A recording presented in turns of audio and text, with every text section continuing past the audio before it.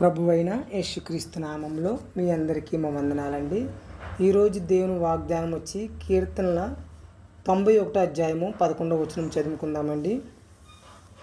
నీ మార్గములన్నిటిలోనూ నిన్ను కాపాడుటకు ఆయన నిన్ను గూర్చి తన దూతలకు ఆజ్ఞాపించును. ఏమంటున్నారండి? నీ మార్గం అన్నిటిలోనూ నిన్ను కాపాడుటకు ఆయన నిన్ను గూర్చి తన దూతలకు ఆజ్ఞాపించును.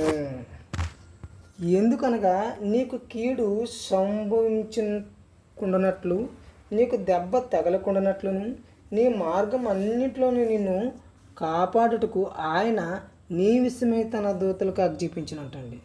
అంటే ఎలాగా? నీ మార్గంలో అన్నింటిలోనూ నువ్వు ప్రతి చోటుకి ఎక్కడికైనా నువ్వు వెళ్ళేటప్పుడు, వచ్చేటప్పుడు, నువ్వు పని చేసేటప్పుడు, ఎన్ని విషయంలో నువ్వు నడుస్తున్నప్పుడు నీ విషయమై ఆయన తన దూతలకు ఆజ్ఞాపిస్తున్నాడు ఏంటి? నిన్ను కాపాడుటకు, నిన్ను నడిపించుటకు. కాబట్టి మనం ఎలాగ ఉండాలంటే ఆయన యందు మనం భయభక్తులతో ఉండాలి ఏంటి? ఆయనతో భయభక్తులు ఉన్నాం. ప్రతిరోజు ఇంటి నుండి బయలుదేరి వెళ్తాం మనం బయటికి. మళ్ళీ ప్రతిరోజు ఇంటి నుండి వెళ్ళి సాయంత్రం మనం క్షేమంగా వస్తున్నామంటే ఎవరి వల్ల, ఎవరి కృపా దయ మన మీద ఉంది? ఎవరి కృపా దయ మన మీద ఉంది? దేవుని కృపా దయ మన మీద ఉంచాడు. ఆయన నిత్యము మనల్ని ప్రేమిస్తున్నాడు. కాబట్టి మనం ఎలా ఉండాలండి? ఆయన ఎదుట మనం భయభక్తులతో ఉండాలి. నిత్యము ఆయన స్తుతించుతూ, నిత్యము ఆయన ఘనపరుస్తూ ఆయన్ని మనం ఉండాలి. కాబట్టి ఏంటి?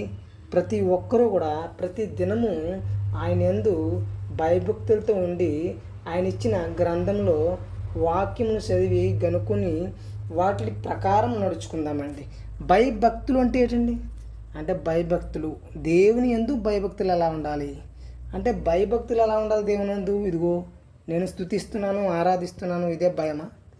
ఇదిగో పొద్దున్న లేస్తున్నాను, దేవుని స్తుతిస్తున్నాను, ఆరాధిస్తున్నాను, భయపడుతున్నాను, అందుకే నేను స్తుతిస్తున్నాను.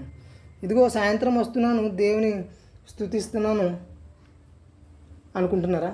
అంటే నిత్యము ఆయన స్తుతిస్తుంటే, ఆయన ఆరాధిస్తున్నామంటే మనం ఆయన యందు భయభక్తులు ఉన్నామా? కాదండి. భయభక్తులు అంటే ఆయన ఇచ్చిన వాగ్దానాలను ప్రకారం నడుచుకోవట. ఆయన ఇచ్చిన ఏదైతే ఆజ్ఞలను మనకి ఇచ్చాడో ఆ ఆజ్ఞలను కొనుక్కొని ఆ ఆజ్ఞల ప్రకారం మనం నడవట భయభక్తులు అంటే ఏంటండి? ఆయన 10 ఆజ్ఞలు ఇచ్చాడు.